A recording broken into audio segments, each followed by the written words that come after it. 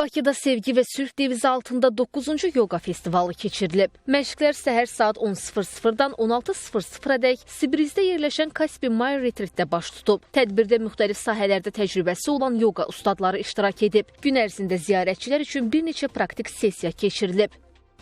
Festivalın əsas məqsədi insanları bir yerə toplayıb, onları fiziki və mental olaraq rahatlamaq, daha da güclü etmək, daha da enerjili etmək, daha sağlam etməkdir. Biz gündəlik olaraq harasa tələsirik, harasa qaçırıq və bu yavaş yumuşaq hərəkətlər həm nəfəsi dərinləşdirir, həm ürək damar sistemini sakitləşdirir və mental olaraq sizi belə deyək, yavaşlayır.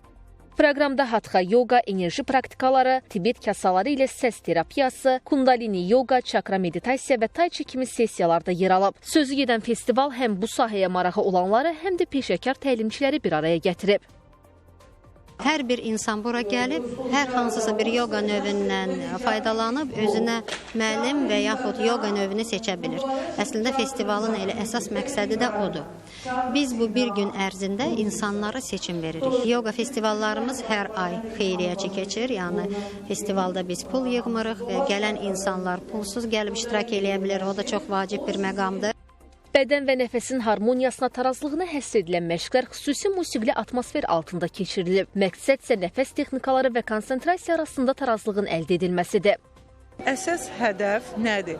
İnsanlar xoşbəxt olsun, sağlam olsun və o deyir, sağlam bədəndə sağlam ruhdur. Ruhumuz sağlam olanda bədənimiz də sağlamdır və mən düşünürəm ki, ümumiyyətlə insanlar yoqaya və bütün enerji praktikalarla məşğul olmalıdır. Çünki doğrudan da bu insanın ruhunu şəfalandırır.